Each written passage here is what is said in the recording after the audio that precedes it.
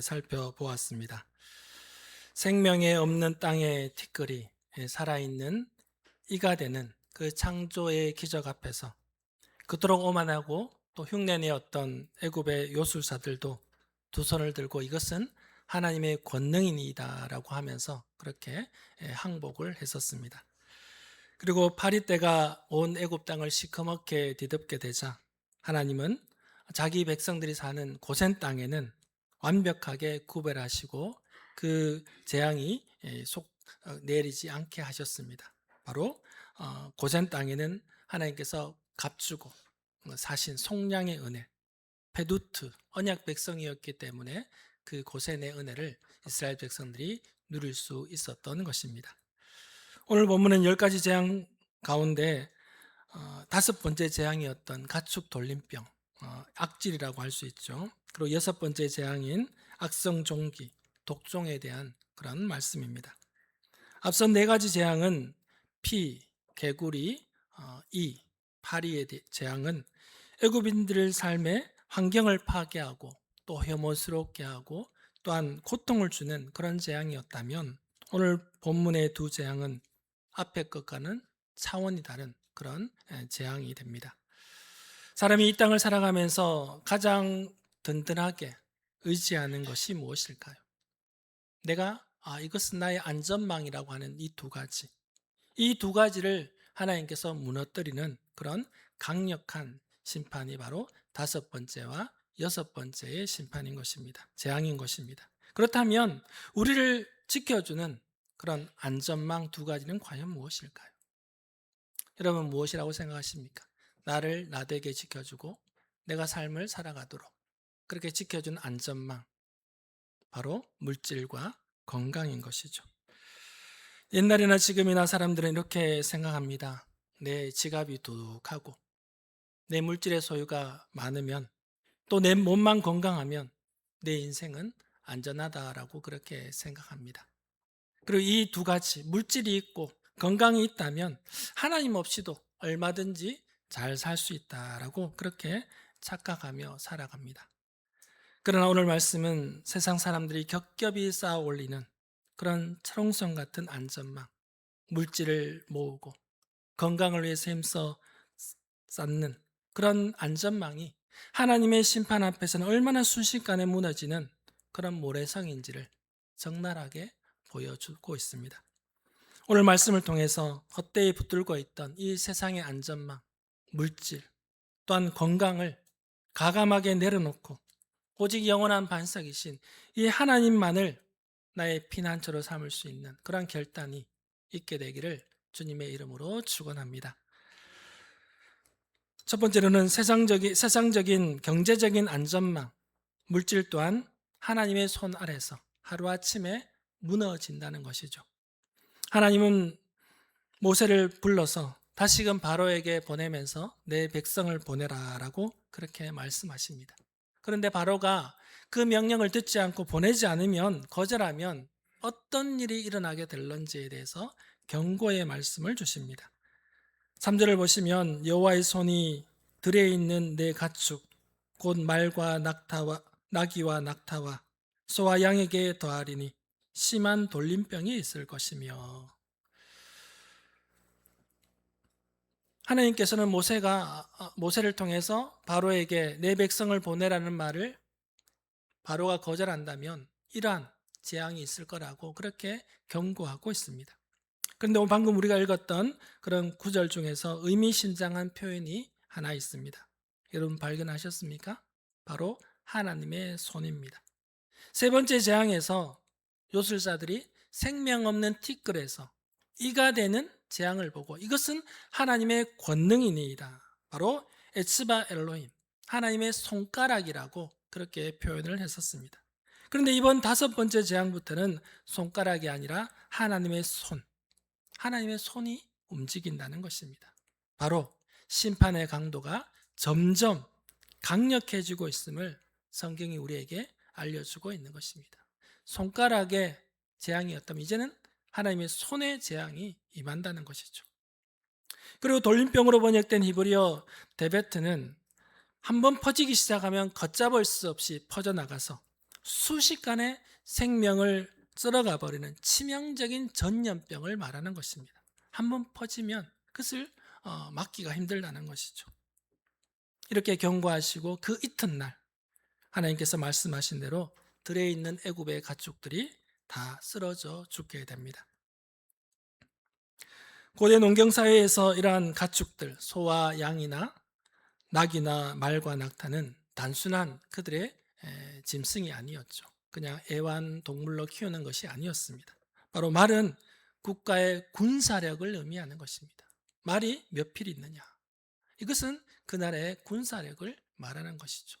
그리고 소는 무엇입니까? 농사를 짓는 핵심 동력이었던 것입니다. 지금처럼 농기계가 없었기 때문에 다 소의 힘으로 그 농사를 지을 수밖에 없었던 것이죠. 그리고 나귀와 낙타는 물류와 무역의 수단이 되었고, 낙타 없이는 그 먼 길을 갈 수가 없었지 않습니까? 또 양은 무엇입니까? 한 가정의 재산이었던 것이죠. 이렇게 바로 애굽 사회의 경제적인 기반이었던 것입니다. 이러한 짐승들이. 그런데 이 가축대가 다 몰살을 당했다는 것은 애굽의 경제력이 다 무너졌다는 것입니다. 하루아침에 통째로 다 무너지게 된 것이죠. 그리고 놀라운 사실은 애굽 사람들은 소를 우상으로 섬기고 있었습니다. 수소를 아피스라고 하고 암소를 또한 하토르라고 하면서 숭배를 했습니다. 그래서 이스라엘 백성들도 출애굽에서 나중에 모세가 시내산에 올라가서 내려오지 않자 불안한 나머지 만들었던 형상이 무엇입니까? 송아지 형상이었죠. 이렇게 소를 우상으로 숭배하고 있었던 것입니다. 바로 자신들의 부와 경제적인 안정을 가져다 줄 그런 신으로 섬겼던 것입니다. 그런데 여호와의 손이 한번 임하게 되자 자기들이 그토록 신처럼 떠받들었던 그런 경제적인 우상이 하루아침에 무너져 버리게 된 것이죠. 벌판에서 다 쓰러져 썩어버리는 시체가 된 것입니다. 그들에게 생명과 경제력과 풍요를 준다던 신이 이제는 다 죽어서 파리떼가 들끓는 오물 무더기가 된 것입니다. 그런데 7절을 보면 더 기가 막힌 장면이 나오고 있습니다. 7절을 보십시오. 바로가 사람을 보내어 본즉 이스라엘의 가축은 하나도 죽지 아니하였더라. 그러나 바로의 마음이 완강하여 백성을 보내지 아니하니라. 바로는 일부러 사람을 고센 땅에 보냈습니다. 그것은 과연 어떻게 되었을까? 그런데 이스라엘의 가축은 단 한 마리도 죽지 않았다는 것이죠. 그것을 똑똑히 귀로 듣고는 저도 오히려 마음이 완강해졌다는 것입니다. 왜 그럴까요? 인간의 마음이 그렇습니다.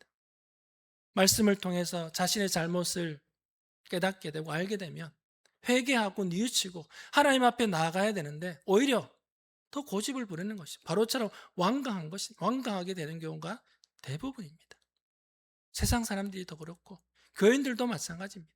말씀 안에서 우리의 모습을 보게 되면 자신의 잘못을 뉘우치고 하나님 앞에 회개하며 하나님께 더 가까이 나가야 됨에도 불구하고 오히려 이 바로처럼 완강하게 그렇게 우기는 버티기는 그런 경우가 있다는 것입니다. 어떻게 될까요? 하나님의 심판을 피해갈 수 없는 것입니다. 오늘 이 말씀 우리를 향한 하나님의 경고의 말씀입니다. 여러분이 매일 아침을 눈을 떠서 가장 먼저 확인하는 여러분의 안전망은 과연 무엇입니까? 나의 가정을 지키고 나를 지탱하고 나의 자녀를 지키기 위한 그런 안전망을 무엇이라고 생각하십니까? 내 통장에 들어있는 잔고라고 생각하십니까? 내가 투자해 놓은 주식과 부동산이십니까? 이 든든한 재물만 있으면 나의 삶은 물론이거니와 내 자녀들, 나의 노후, 나의 미래 인생에도 어떤 어려움도 내가 이겨낼 수 있다라고 그렇게 속으로 생각하고 있지는 않습니까? 물론 하나님께서 주신 재물은 다 귀한 것입니다. 그러나 그 재물이 내 삶의 애굽 사람들처럼 아피스와 하토르가 되는 순간, 물질이 하나님보다 더 앞서는 순간, 그것이 물질이 나를 지켜준다고 생각하는 안전망이 되는 그 순간 우리는 영적인 깊은 늪에, 타락의 늪에 빠지게 되는 것입니다. 바울이 디모데전서 6장 10절을 통해 말했죠. 돈을 사랑함이 일만 악의 뿌리가 된다라고 그렇게 우리에게 알려주고 있습니다. 이 물질, 이 돈 때문에 형제 자매 간에 등을 지고, 이 돈 때문에 이익 앞에서 우리의 신앙의 양심을 팔아버리는 그런 일이 생기게 된다는 것입니다. 기억하십시오. 우리가 겹겹이 쌓아 올린 그런 연금과 저축들, 그리고 주식이라는 그 안전망은 하나님께서 한 번만 손을 대시면 하루아침에 다 쓸모가 없어진다는 사실을 우리는 기억해야 할 것입니다. IMF 때 우리가 경험했고 금융위기 때도 경험하셨을 것입니다. 그래서 우리의 진정한 평안은 내 통장에 있는 그런 숫자에 있지 않다는 것이죠. 내가 가진 물질의 소유에 있지 않다는 것을 우리는 기억해야 할 것입니다. 그래서 우리는 하나님 손안에 내가 붙들려 있음을 인정하고 썩어질 물질이 아니라 하늘 창고에 영원한 하나님께 주신 복음과 사랑과 생명과 진리의 가치들을 쌓아 나갈 수 있는 저와 여러분이 되기를 주님의 이름으로 축원합니다. 두 번째로는 세상이 자랑하는 건강과 의학의 안전망도 우리를 지켜주지 못한다는 것입니다. 가축이 전멸하는 그런 경제적인 대장 앞에서도 바로는 끝내 고집을 꺾지 않자 하나님이 이제 인간의 치명적인 약점, 바로 육신의 건강, 이것을 향해서 여섯 번째 재앙을 내리십니다. 본문 10절과 11절을 보실까요? 그들이 화덕의 재를 가지고 바로 앞에 서서 모세가 하늘을 향하여 날리니 사람과 짐승에게 붙어 악성 종기가 생기고 요술사들도 악성 종기로 말미암아 모세 앞에 서지 못하니 악성 종기가 요술사들로부터 애굽 모든 사람에게 생겼습니다. 모세가 이 화덕을 한 움큼 쥐어서 이 재를 가지고 하늘을 향해 날리게 되자 그 재가 날아가서 애굽 사람들의 피부에 달라붙어서 무서운 그런 악성 종기가 된 것입니다. 악성 종기로 번역된 이 히브리어 쉐이는 피부가 골마 터지며 온몸으로 번져가는 극심한 고통의 피부병을 말하는 것입니다. 한번 붙으면 이것이 떨어지지 않고 그 살을 갉아먹는, 썩게 하는 그런 피부병이라는 것입니다. 그리고 여기에 보면 화덕이라는 화덕의 재가 나오죠. 화덕은 바로 애굽 사람들이 빵을 굽는 그런 화덕이기도 하지만 바로 이스라엘 백성들이 노예로 살면서 흙벽돌을 구워내는 가마를 떠올리게 합니다.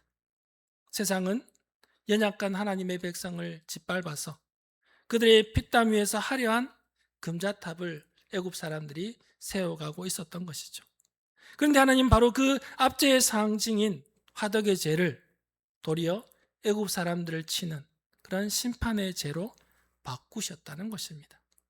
하나님의 공의는 자기 백성들의 눈물을 결코 외면하지 않는다는 것입니다. 그렇습니다. 좀 권력이 있고 좀 힘이 있고 그런 사람들이 약자를 짓밟고 약자를 억울함을 당하게 하면 그 약자들이 하나님 앞에 억울함을 호소하는 것을 하나님께서 들으신다는 것입니다. 그래서 성경에 보면 고아와 과부와 객을 잘 대접하라고 하죠. 그들의 마음을 상하게 하고 그들을 억울하게 하면 그들의 호소를 하나님께서 들으시고 그것을 그대로 갚으신다는 것입니다. 그리고 여섯 번째 재앙에서 우리가 놓치지 말아야 할 것이 있습니다. 바로 11절에 요술사들도 악성 종기로 말미암아 모세 앞에 서지 못했다는 구절입니다. 애굽의 요술사들은 단순히 마술만을 부리는 그런 사람들이 아니었습니다. 당시 그들은 의학 지식과 기술을 가지고 있던 그런 전문인들이었습니다. 그리고 그들은 치료의 신으로 숭배받던 이모탭을 섬기는 최고의 제사장들이었습니다. 그래서 애굽 사람들이 질병이 생기면 병이 들면 요술사들을 찾아가죠. 그래서 그들을 향하여서 치료와 주술을 구했던 것이죠. 말하자면 그들은 애굽 사람들의 건강을 책임지는 그런 오늘날의 의사와 같은 그런 사람들이었다는 것입니다. 그런데 환자의 병, 질병이 걸린 사람들의 병을 고쳐주겠다고 하던 그런 요술사들이 자기 몸에 생긴 그 종기 하나를 어찌할지 못해서 그 골마 터지는 피부를 부여잡고 이제는 모세 앞에 감히 서지 못할 그런 정도가 되었다는 것입니다. 세상이 자랑하는 그런 의학이라든지 지성이라든지 권력이 바로 하나님의 심판 앞에서는 제 몸 하나 지키지 못하는 무능력함을 그대로 보여주고 있는 것입니다. 사랑하는 성도 여러분, 현대인들은 건강을 굉장히 중요하게 생각합니다. 그렇지 않습니까?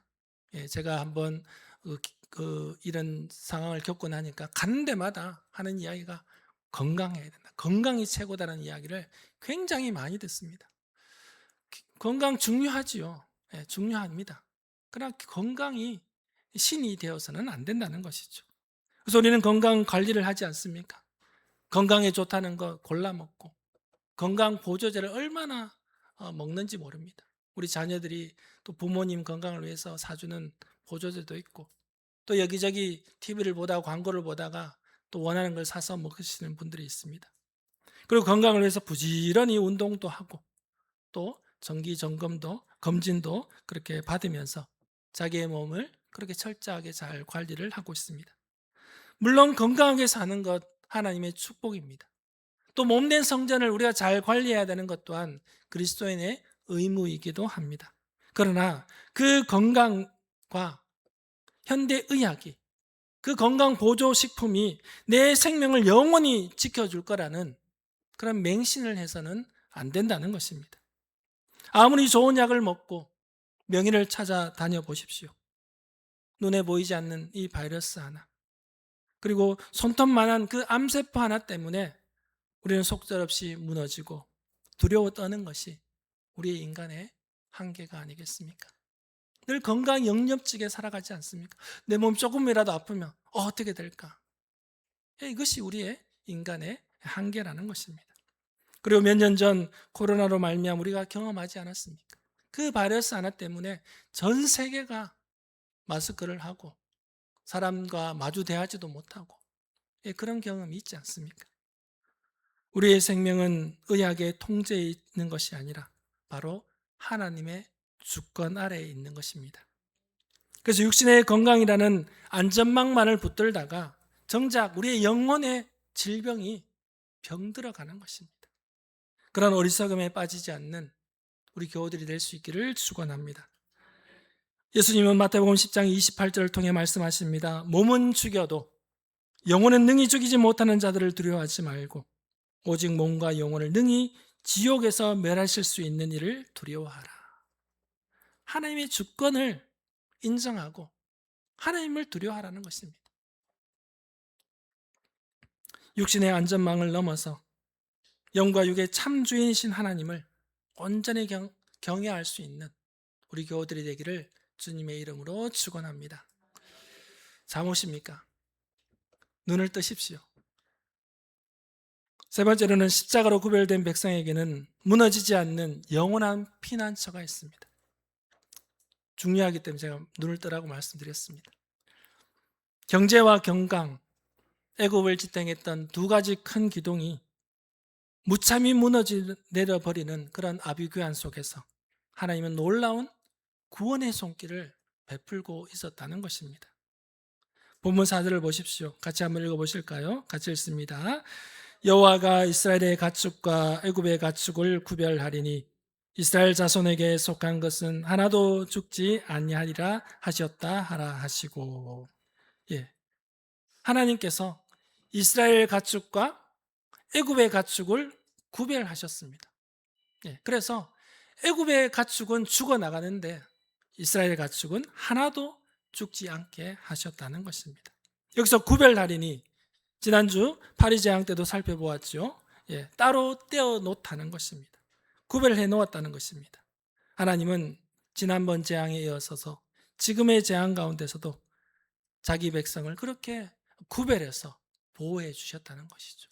그렇다면 그 구별의 근거가 무엇입니까? 구별의 근거. 지난번에 말씀드렸듯이 이스라엘 백성들이 애굽 사람보다 착하고 윤리도덕적으로서 뛰어나기 때문에 하나님께서 구별해서 그들의 가축의 짐승을 살려주셨나요? 그것이 아니죠. 하나님께서 그들을 값주고 속량하신 페두트, 언약의 백성이었기 때문에 하나님께서 그들의 짐승을, 가축을 살려주셨다는 것입니다. 애굽의 들판에서는 가축들이 돌림병으로 쓰러져 죽어나가는데 고센 땅에 있는 짐승은, 이스라엘 백성들의 짐승은 하나도 한 마리도 병들어 죽지 않았습니다. 또한 애굽 전역에는 악성 종기로 사람들이 죽어나갈 때 언약의 은혜로 빈 이스라엘 백성들은 머리털 하나 상하지 않았다는 것입니다. 그렇다면 이 말씀은 어떤 말씀일까요? 우리가 예수를 잘 믿으면 경제력, 사업이 잘 되고 부강해지고 잘 살고 어떤 질병도 찾아오지 않는다는 그런 얄팍한 기복주의를 의미하는 걸까요?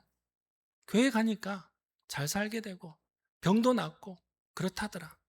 그런 얄팍한 기복주의를 말하는 것이 아닙니다. 믿음의 성도들에게도 똑같이 세상 사람들과 같은 경제적인 위기가 찾아오고 가난할 수 있고 돈 때문에 염려할 수 있고 어려움을 당할 수 있습니다. 또 질병으로 두려워하고 질병 가운데 무너질 수가 있습니다. 그러나 세상 사람들과 하나님의 백성과의 차이가 무엇일까요? 그들과 우리의 차이가 무엇입니까? 똑같습니까? 세상 사람들은 자기들이 의지하는 그런 경제력, 통장의 잔고, 주식이 떨어지고 잔고가 바닥이 나면, 건강이 무너지면 삶이 다 끝났다라고 그렇게 생각하고 절망하고 포기해 버린다는 것입니다. 그러나 우리 그리스도인들은 어떨까요? 우리 그리스도인들은 다르다는 것입니다. 똑같은 상황에 처한다 할지라도 재물이, 물질이 다 날아가 버리고 나에게 있는 것은 없고 또 건강도 욥처럼 다 빼앗겼다 할지라도 우리의 영혼의 본질은 결코 무너지지 않는다는 것입니다. 세상의 어떤 안전망이 다 찢겨나가는 그 자리가 바로 내 인생의 밑바닥에서 우리를 떠받치고 계시는 하나님의 은혜를 우리가 경험할 수 있게 된다는 것입니다. 그러한 상황 가운데서도 우리의 하나님이 피난처이시고 힘이시고 환난 날에 만날 큰 도움이심을 우리는 그 인생의 밑바닥에서 만나게 된다는 것입니다. 그래서 시편의 기자는 시편 91편 3절에서 이렇게 노래합니다. 이는 그가 너를 새 사냥꾼의 올무에서와 심한 전염병에서 건지실 것이미로다. 아멘. 그러한 그물, 전염병에서 우리를 능히 건지시는 분이 우리 하나님이신 줄로 믿습니다. 또한 시편 46편 1절에서 3절은 시편의 기자는 또 이렇게 고백합니다.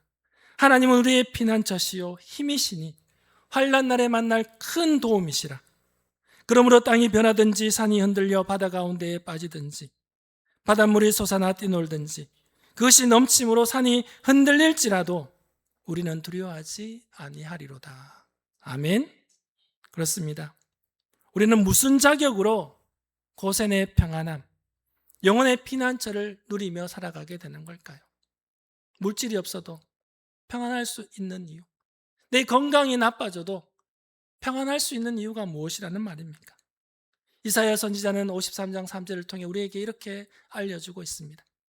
그가 찔림은 우리의 허물 때문이요 그가 상함은 우리의 죄악 때문이라. 그가 징계를 받음으로 우리가 평안을 누리고 그가 채찍에 맞음으로 우리는 나음을 받았도다. 아멘. 우리가 그런 상황 가운데서도 우리의 피난처이신 주님을 바라볼 수 있는 이유는 우리 주님께서 우리를 대신해서 그 십자가에서 대신 죽으셨기 때문입니다. 우리는 속량받은 존재이기 때문입니다. 주께서 우리를 대신해서 그 십자가에 피 흘려 죽으셨기 때문에 우리는 고센 땅에서의 은혜를 우리가 누릴 수 있게 되는 것입니다. 그러므로 세상의 안전망이 흔들리는 위기 때마다 내 힘으로 벗어나려고 또 사람을 찾아가서 부탁해보는 그런 헛된 발걸음을 멈추시고 나를 위해서 죽으신 그 십자가의 주님께로 하나님께로 나올 수 있는 우리 성도들이 될 수 있기를 축원합니다. 그리고 기도하십시오. 주님, 내 손에 있던 물질들이 다 사라졌습니다. 내 육신이 쇠약해졌습니다. 그러나 나를 향하신 우리 주님의 사랑은 결코 변함이 없는 줄로 믿습니다. 주님이 나의 피난처시고 힘이시고 환난 날에 만날 큰 도움이심을 믿습니다. 나 그렇게 기도하면서 우리 영혼의 반석 이 대신 주님만을 붙들며 살아가는 우리 성도들이 될 수 있기를 주님의 이름으로 축원합니다. 오늘 5번째와 6번째 재앙의 말씀은 우리 마음 깊은 곳에 은밀하게 자리 잡은 우상을 향한 하나님의 엄중한 그런 경고의 말씀으로 들을 수 있기를 바랍니다. 그래서 우리 오늘 선포된 3가지의 진리를 마음속 깊이 새기십시오. 아피스와 하토르를 섬기던 애국 가축들이 하루아침에 벌판에 시체가 되었듯이 물질이라는 이 세상적인 그 안전망은 하나님의 손앞에서 하루아침에 사라지는 모래성과 같다는 사실을 기억할 수 있기를 바랍니다. 또한 치료의 신을 섬기던 요술살들이 제 몸의 종기 하나 고치지 못하고 엎드려졌듯이 건강과 의학이라는 그러한 육신의 안전망 또한 우리의 영원한 생명을 결코 보장해 주지 못한다는 사실을 우리는 기억할 수 있기를 바랍니다. 또 마지막으로 십자가의 보혈로 구별된 우리는 세상이 다 무너지고 그리고 우리 육신이 쇠한다 할지라도 결코 흔들리지 않는 영원한 피난처가 되시는 우리 주님이 있음을 믿을 수 있기를 축원합니다. 그래서 한 주간 우리는 이렇게 살아내십시다. 아침에 눈을 뜨면 내 통장과 주식의 시세표를 알아볼 것이 아니라 먼저 말씀을 펴고 하나님께 기도하십시오. 하나님이 나의 피난처시고 힘이시니 환난 날에 만날 큰 도움이시라. 아멘. 그렇습니다. 여러분, 위기를 만났을 때 큰일 났다 어떻게 할까가 아니라 우리 하나님이 다 피할 길을 예배하고 계십니다. 믿으시면 됩니다. 믿지 못하니까 이리저리 전화하고 찾아가고 하는 것 아니겠습니까? 하나님께 기도한다면 우리의 피할 길을 열어주시고 환난 날에 만날 큰 도움이 되신다는 사실을 우리가 경험하게 될 줄로 믿습니다. 재물에 대한 염려가 밀려올 때, 건강에 대한 두려움이 엄습할 때, 그 염려와 두려움을 신호 삼아서 오히려 기도의 자리에 나올 수 있는 우리 성도들이 되십시오. 세상의 안전망이 찢어지는 그 순간이야말로 우리의 진짜 믿음을 증명해내는 그런 자리가 되는 줄로 믿습니다. 헛된 세상을 의지하려던 마음을 돌이켜서 흔들리지 않는 반석이신 주님을 붙들며 나아가는 우리 성도들이 되기를 주님의 이름으로 축원합니다. 사랑과 은혜가 풍성하신 아버지 하나님, 우리가 세상에 붙들고 있던 그런 물질, 건강이라는 안전망,